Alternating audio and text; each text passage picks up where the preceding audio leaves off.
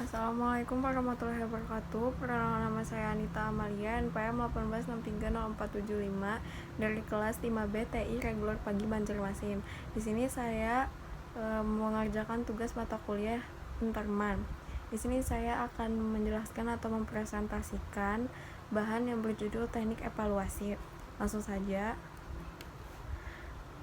Evaluasi digunakan untuk melihat apakah hasil rancangan dengan proses uji coba sistem yang telah dibuat sesuai dengan permintaan pengguna user. Proses ini tidak dikerjakan dalam satu fase proses perancangan, tetapi melalui perancangan dengan prinsip life cycle. Dengan hasil dari evaluasi dikembalikan untuk memodifikasi perancangan. Tujuan evaluasi. Ada 3 tujuan utama dari evaluasi. Melihat seberapa jauh sistem berfungsi. Desain sistem memungkinkan user melakukan tugas yang dibutuhkan dengan lebih mudah. Melihat efek interface pada pengguna. Ini mencakup pertimbangan aspek dari kemudahan sistem dipelajari, usability dan perilaku user. Mengidentifikasi problem khusus yang terjadi pada sistem. Ketika menggunakan konteks yang diinginkan menyebabkan hasil yang tidak diinginkan atau terjadi kekacauan di antara user. Jenis-jenis evaluasi. Ada 2 jenis utama dari evaluasi, yaitu yang dilaksanakan pada kondisi laboratorium dan yang dilaksanakan pada lingkungan kerja atau lapangan. Dalam kondisi percobaan laboratori. 2.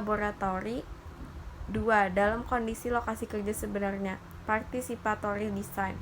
Mengevaluasi perancangan. Evaluasi terjadi setelah proses perancangan. Evaluasi pertama sistem idealnya dilakukan sebelum implementasi dimulai. Jika perancangan dievaluasi, kesalahan dapat dihindari karena perancangan diubah atau diperbaiki sebelumnya. Sejumlah metode dibuat untuk mengevaluasi perancangan sebelum implementasi, yaitu cognitive walkthrough, 2. Heuristic evaluation, 3. Review based, 4. Model based. Yang pertama, cognitive walkthrough, suatu usaha yang dilakukan untuk mengenalkan teori psikologi ke dalam bentuk informal dan subjektif, atau dengan kata lain mempunyai tujuan untuk mengevaluasi perancangan dengan melihat seberapa besar dukungan yang diberikan ke pengguna untuk mempelajari beberapa tugas yang diberikan.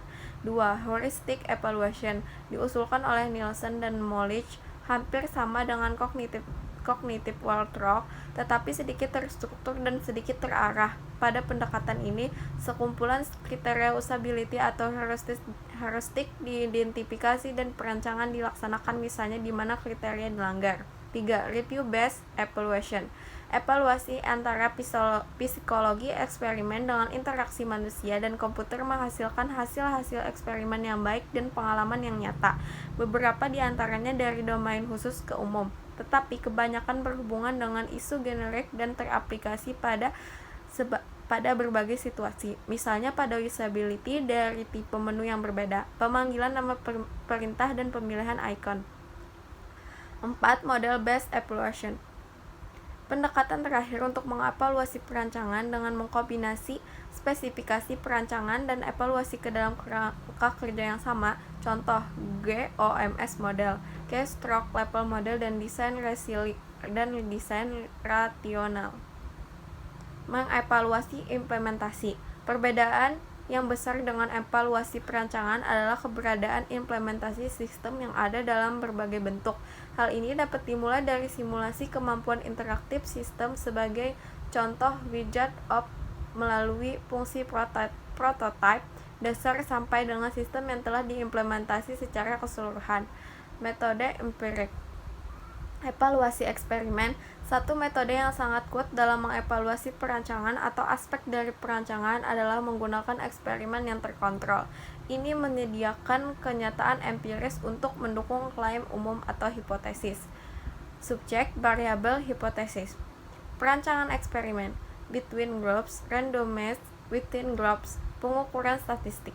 2. Aturan dalam analisa dengan statistik, yakni melihat data dan menyimpan data. Menyimpan data penting jika kita akan melakukan metode analisis yang berbeda. Pemilihan analisis statistika bergantung pada tipe data dan pertanyaan yang perlu dijawab. Contoh parametric test, dan ini contohnya. Bisa dilihat. Nah, ini contoh non-parametric statistik. Kondisi A 33, 42, 25, 79, 52. Kondisi B 87,65, 92, 93, 91, 55. Setelah diurut mulai 25 sampai 93, kemudian setelah di ranking maka 25 jadi 1, 33 jadi 2 dan seterusnya. Kondisi A 2, 3, 1, 7, 4. Kondisi B 8, 6, 10, 11, 9, 5. Dengan Wilcoxon test, tiap kondisi di jumlah rankingnya kemudian dikurangkan dengan nilai terkecilnya sehingga didapatkan nilai statistik U-nya. Kondisi A 1 tambah 2 tambah 3 tambah 4 tambah 5 sama dengan 15. Kondisi B 1 tambah 2 tambah 3 tambah 4 tambah 5 tambah 6 sama dengan 21. Ternyata jumlah dari kedua statistik U tersebut 2 tambah 28 sama dengan 30, merupakan perkalian dari jumlah nilai data dari masing-masing kondisi 5 kali 6. Di situ sudah bisa dilihat rankingnya kondisi A, kondisi B, dan hasil U-nya. Contoh mengevaluasi perancangan icon. Ini contohnya.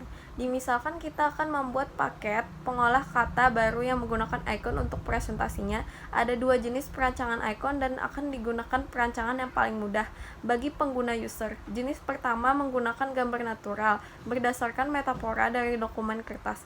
Jenis yang lain menggunakan gambar abstrak seperti terlihat pada gambar di atas. Yang pertama harus dilakukan adalah membentuk hipotesis. Tampilan yang seperti apa yang diinginkan? Pada kasus ini kebanyakan akan mengambil gambar natural sebagai ikon yang lebih mudah dalam pemanggilan karena lebih familiar bagi pengguna. Hipotesis ini mengidentifikasikan variabel independen untuk eksperimen, natural dan abstrak. Pada pertimbangan variabel dependen, pengukuran lebih mudah dilihat dari jumlah kesalahan dalam memilih dan waktu yang digunakan untuk memilih sebuah icon. Kontrol eksperimen dilakukan dengan membuat interface yang identik dengan perancangan icon dan tugas pemilihan dibuat yang dapat diulang setiap kondisi. Kemudian metode eksperimen dilakukan dengan menggunakan kelompok user yang dimaksud.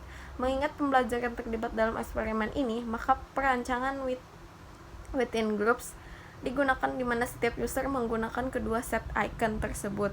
Kemudian hasil eksperimen secara detail dianalisis. Ini teknik observasi, think aloud, analisa protokol, automatic protocol analysis tools, post task workshops, teknik query-nya, interview, questionnaire. Memilih metode evaluasi. Faktor yang membedakan teknik evaluasi. Ada 8 faktor yang membedakan teknik evaluasi yang berbeda yang membantu kita dalam memilih teknik yang sesuai, yaitu tingkat siklus, jenis evaluasi, tingkat objektivitas dan subjektivitas, jenis ukuran yang tersedia, informasi yang tersedia, kesiapan dari suatu respon, tingkat gangguan yang tidak secara langsung, sumber yang tersedia. Ya, sekian dari saya. Salah hilap mohon maaf. Terima kasih. Wassalamualaikum warahmatullahi wabarakatuh.